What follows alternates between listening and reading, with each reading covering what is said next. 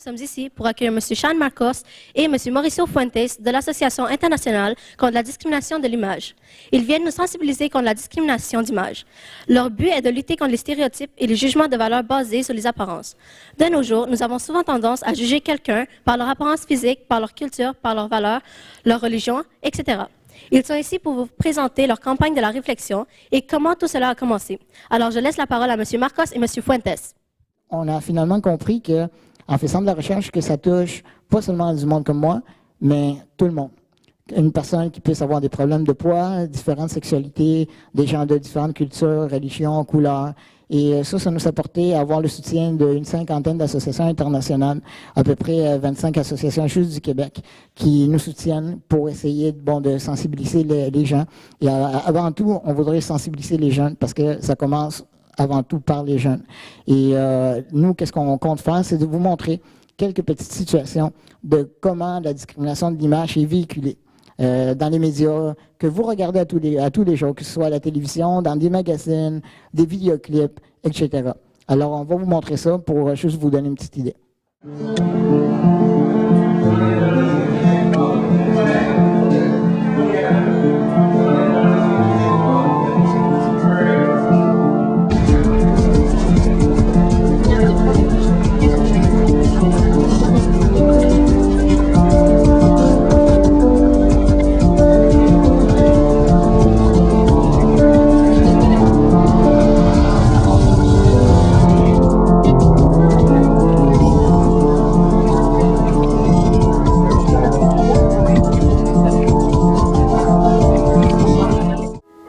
Mais voilà, ça c'était juste une petite présentation de les choses que vous traversez à tous les jours.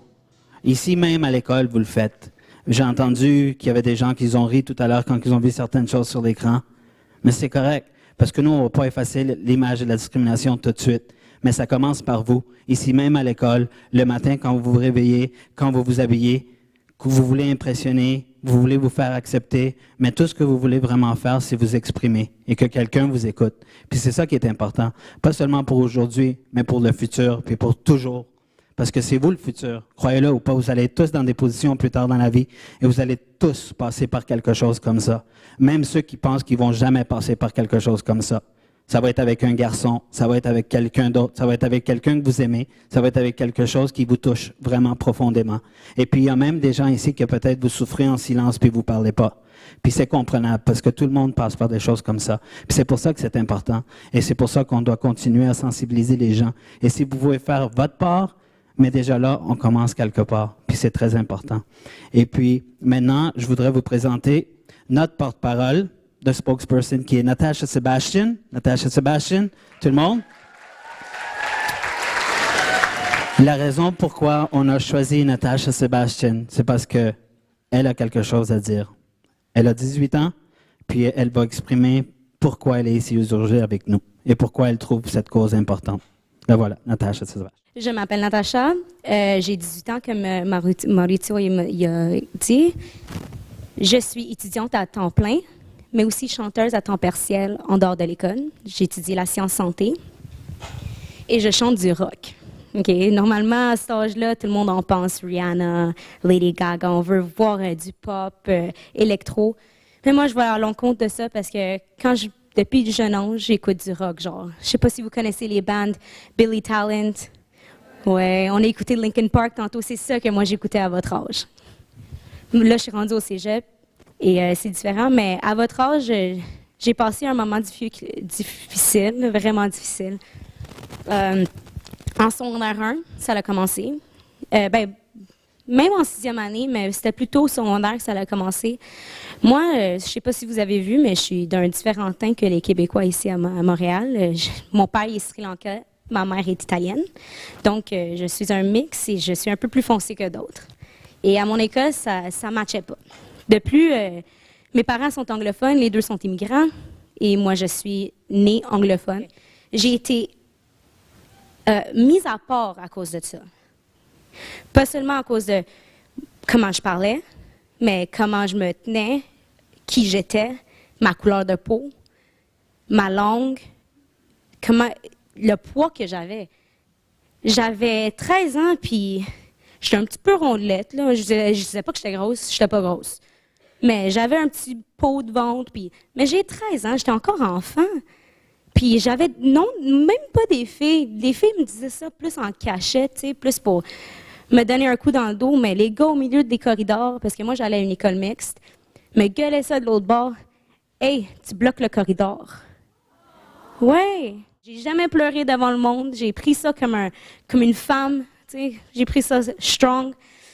Mais le soir, en revenant chez nous, ça m'affectait. Mais mes parents, ils savent même pas.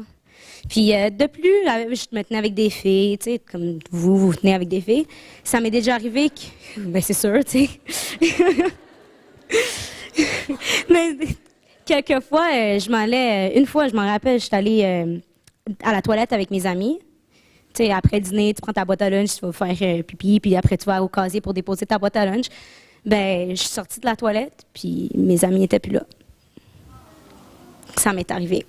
Une autre affaire, je suis allée à la table de dîner, je suis allée m'asseoir à côté de quelqu'un, je pensais être mon ami. Tout à coup, les 4 filles se sont levées, ils ont changé de table. Et après ça, j'ai passé une semaine à dîner dans la toilette, tout seul. Et personne n'a su ça jusqu'à octobre passé. J'ai dit ça à personne. J'ai souffert en silence. J'aurais pu bouleverser jusqu'au point de la suicide. J'ai pensé à ça maintenant. J'aurais pu pas être ici aujourd'hui, mais je suis contente que je suis allée à l'encontre de ça. Parce qu'aujourd'hui, j'ai un album. Je suis en sciences santé. Je vais aller en biologie à l'université. Et peut-être aller jusqu'à les sciences vétérinaires. Et je chante sur le côté et je m'amuse tellement. Imagine, j'aurais pu manquer tout ça. Et je regarde et tout ce qui m'est arrivé, ça m'a renforcée comme personne. Parce que là, on s'entend, je ne m'habille pas comme tout le monde sur la rue. Je le sais. Je vais à l'école, je vais à l'école comme ça, vous le dire. Puis mon école est vraiment normale, chill, tout le monde est en jean, jogging. Mais moi, j'arrive à l'école comme ça, à chaque jour. Mais pas tout le jour la même affaire, là, on s'entend. Tout le monde est différent. Moi, je suis comme ça. Ma soeur est une princesse. Tu la regardes, elle a toujours les cheveux droits. Elle est tellement belle. Mais à l'encontre de moi, tout le monde nous dit qu'on ressemble comme des jumelles, mais de 2 styles différents. Mais c'est vrai. On n'est pas jumelles, juste vous le dire. Elle est 2 ans plus vieille que moi, mais en tout cas. Parlez-en avec vos amis. Parlez-en avec vos parents. Même s'ils ne peuvent rien faire, parlez-en. Ça aide beaucoup. Parce que si j'en ai pas parlé, moi, à mes parents, mais je me rappelle en secondaire 3 revenir chez nous et j'ai pleuré.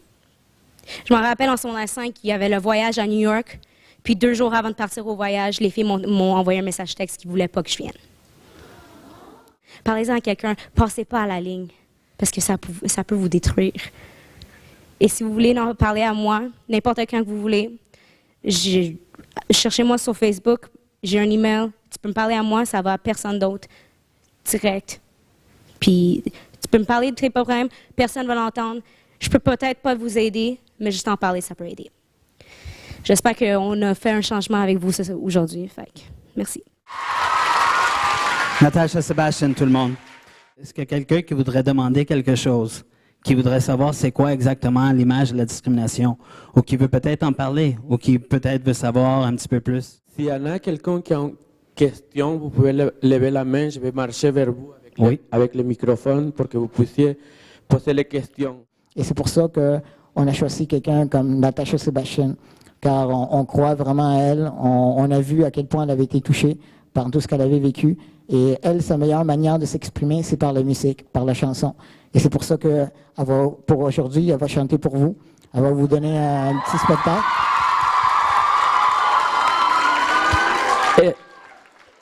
Comment vous vous êtes senti après être discriminé?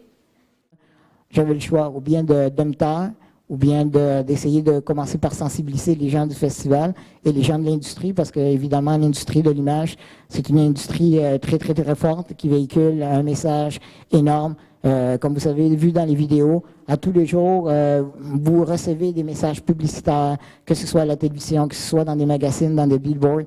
Et ça, sans vous en rendre compte, mais ça vous reste gravé dans la tête. Et ça vous pousse à faire parfois des mauvaises actions puis prendre des mauvaises décisions dans la vie. Entre autres, parfois de ne pas vous aimer vous-même.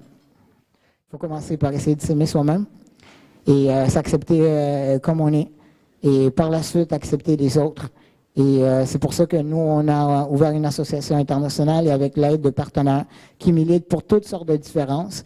On essaie de sensibiliser les gens. La meilleure manière de sensibiliser, c'est que vous-même, vous en parliez à vos proches, que vous en parliez à l'entour de vous. Vous pouvez aller sur notre site Internet où vous pouvez même écrire vos histoires à vous, raconter si vous avez été discriminé à votre manière d'une façon quelconque. Peut-être vous ne comprenez pas tous qu'est-ce qui est vraiment important de l'image et de la discrimination, mais c'est votre image, l'image que vous, chacun de vous ici, même ceux qui n'écoutaient pas, même ceux qui veulent partir, même ceux qui se disent « ouais, OK, tout ça, OK, c'est chacun de vous, vraiment, que vous passez par là. Vous voulez y croire maintenant ou pas, vous allez le voir plus tard. Là, on va avoir une présentation de Natasha Sebastian qui va venir chanter pour vous et elle va s'exprimer de la meilleure manière qu'elle sait s'exprimer.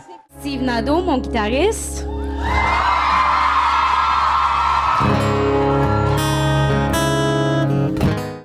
It's been months since you moved me from something you said. You think that we're happy, it's all in your head. I feel like we're losing, but you know I've tried.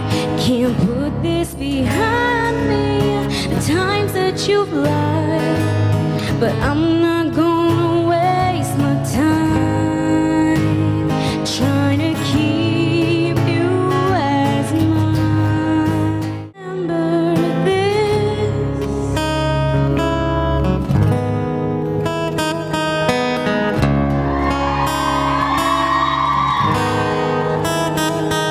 I wish you would call me with something to say that might make me happy, make it okay.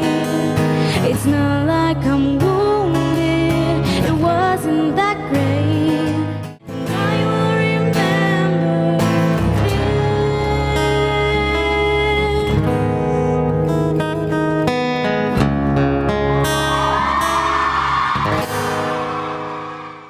Merci beaucoup.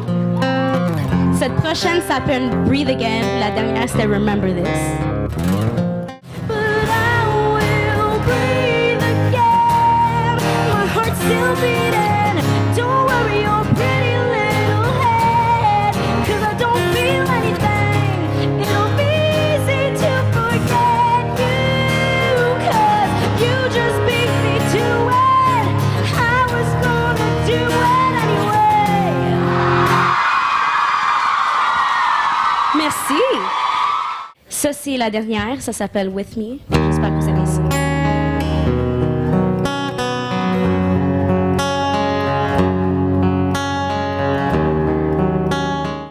What if I close my eyes? Maybe you'll come to life. Why can't you stay with me? 'Cause when I'm wide awake, you always fade away. Why can't you stay with me? 'Cause when I'm wide awake, you always fade away. Why can't you stay with me? Why can't you stay with me?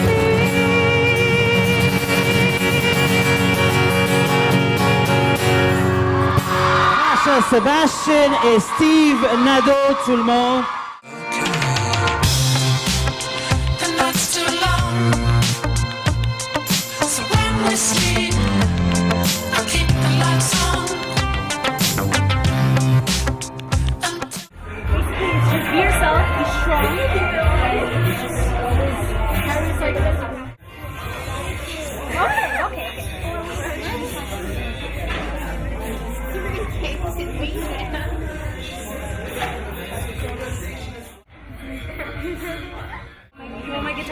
want to? Yeah.